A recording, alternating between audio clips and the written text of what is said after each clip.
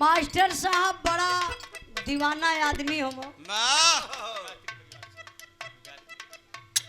केहू केहू का दीवाना हमरे मास्टर साहब, क्यों गीत का क्यों संगीत का दीवाना हमारे मास्टर साहब। वाह, अपने समझिन का दीवाना हुआ। ई कुर्बतिया इनसे का बता दे रहा इनकर समझिन एकर बहिन है। ए बा इनकर समझिन इनकर बहिन लगेली। ओ अभी बतिया तू बतौले हुआ कि ना एकर दीदी बतौले। अच्छा अच्छा,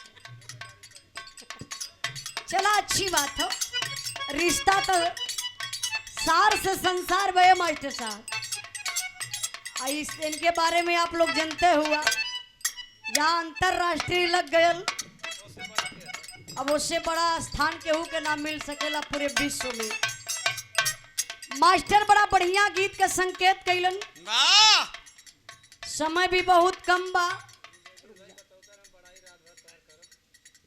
अच्छा हाँ, एगो बात कला हम कहली इनसे एक दिन हम पूछ लली ब्रिजेश भैया, ये अपने जिंदगी में 20-25 गो लड़की पटाए भइलन। भाई यही मंगला ये समय फिर लाइन पे हो, ये समय फिर लाइन पे हो। दिन हम हाथ गोड़ जोड़ली, हम कहली भैया बाल बच्चा वाला हो गईला। हाँ, जब ले शादी ना भइल तब ले कुल कैला ठीक रहल। लेकिन शादी के बाद वाला जोड़ाला कुल ई बर्बादी हो जाई, मान जा। ई काहे के माने। अच्छा हम पूछी लली कि भैया सब पटावा ला कैसे लड़कियन के, कुछ तो जादू मंत्र होई। मुँह इनकर इतना करिया, लेकिन आखिर पटावा न कैसे, तो ये बताऊला कि लड़किन का हम ज्यादातर बड़ाई करीला, बखान करीला। और जगदीश भाई ललचिया है लगना। तो जगदीश भाई का तो कि उजाला का हम बखान करत ला रात भर। देखी तो का होला। देखी पटैली। अभी हमारे समझ में ना आवत बा।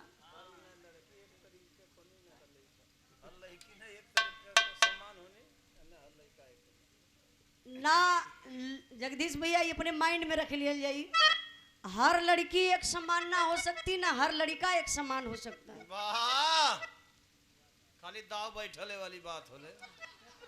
ये 4 गो पटौलन 5वीं के पटावा गए ना तो चप्पल निकाल के नहीं के मार दलस। वाह, अच्छा में तारे बाप के फंसा दहला। हाँ सही बात, 5वीं में ही चप्पल का मार खा गए। पहले सुना, अच्छा मरियो खैले, इनकर साइकिलियो छोड़ाई गई, कपार पर फूट गए, तो यहाँ से बरवा हिस्से झाड़ गई। हमरे पापा पूछले कि मंगली तोरे कैसे घाव लग गई, का भल रे, तो कहा था कि जोगी बाबा के साँड़ चढ़ गया रहना।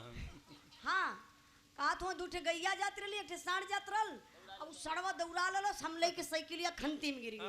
गैया भाग गई, सड़वा नहीं भाग। अभी बताओ जा, तो इहो बतिया हो। अगर ये बतिया ध्यान से अपने माइंड से समझ लो, ताकि हर लड़की एक समान थोड़ी नहीं। अब मान के तनी क्यों पटावे कहला ना, क्यों पटा के दिखावे। अब एक आगे हम कुछ ना कहा, काहे सबसे बड़ा सीनियर आप बनी, छोट मुंह बड़ा जवाब नहीं कल जला। पटे पटावे वाली बात, अरे मान पारिवारिक लड़की ला, परिवार से हिला, ऐसा थोड़ी ना के मन बाजारू हिला, जही पटा ले तही पटा ले। हमारे पास माई बाप भाई बहन पति साथ में। अभी सीमा हैदर वाली लिस्ट में मत लिया। हम लोग अपने परिवार से मोहब्बत करीला, समाज से मोहब्बत करीला, मान सम्मान पे मरीला। तो भैया ये अपने दिल में से बात निकाल दिया। हाँ अदर लड़की हुई है पटावे वाली, बहुत है, जहाँ लही तहाँ लहा लिया, लेकिन हर लड़की पर ना लहा तो हम बता दे जुआर। हाँ भैया जब पटवही निकलत हुआ, तो यहाँ से आपसे हाथ गोड़ जोड़त हिला, यार मत चारा डलिया, कोनो फायदा ना बा, नुकसान हो जाई, सच्चाई बा। हाँ अगर पटावे के रही तो बहुत ऐसा लड़की है, वो नालो लड़की गलत ना, सही भी है। वो खोजता है इनको। हाँ जब ऐसा पटावे वाला लोग घूमबे करिए तो लड़कियों कुछ खोजबे करेले कि पटावे वाला मुर्गा बढ़िया से मिले। हाँ ज्यादातर बुढ़ा लोगन को ध्यान नहीं देते। हाँ ये समय वर्तमान में हाँ, माल ज्यादा मिली वहाँ। तो ये भैया यहाँ से आपसे निवेदन भी बा, रिक्वेस्ट भी बा, बिरहा में कुल बात हम छेड़बे ना करीला ना बोलबे करीला, काहे से कि हम एक परिवार से बनी, आप लोगन का प्यार हमके बहुत मिलेला। एक बहन बिटिया कही कि आप लोग पुकारला, उजाला बेटी, उजाला सिस्टर, उजाला दीदी, हम कमेंट पढ़ीला आप लोगन का। पूरे बिरहा जगत में आप लोग एक अलग स्थान उजाला यादव के देले बनी, बहुत लड़की गावत है, लेकिन जगदीश भैया ये एक पब्लिक का हमके अलग मान सम्मान मिलेला, मर्यादा मिलल बा, जौने के हम सर पे लेके चलीला। अपने मर्यादा ना, आप लोगन के भी मर्यादा हमके बचावे के बा।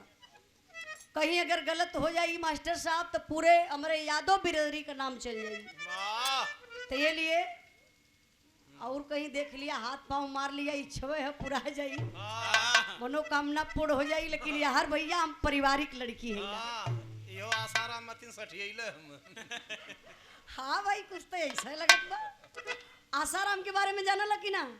अच्छा हम गनवा में ही बतैबो कैला कि आसाराम ऐसा रहला, काम बहुत बड़ा भक्त हिला, लेकिन वही लड़की के चुने जो महफिल में बहुत सुंदर लगे, लाइट लेजर लाइट ओकरे ऊपर बरे, भगवान से तुलना करे, कहा कि भगवान के अगर मैं मना कर दूंगा तो बारिश प्रभु नहीं करेंगे, अगर मैं कह दूंगा तो बरसा दूंगा। तब का ये समय खूब बरसात होता, ये समय जेले में चल गए ना, बाहरे हुए का हिम्मत ना परत हियो। तो भैया वो आसाराम बापू मत बनिया, आपू परिवार वाला होबा, परिवार पर ध्यान दिया। मास्टर साहब बड़ा बढ़िया गीत का संकेत कैलन, ब्रजेश भैया दादा ना इला ना का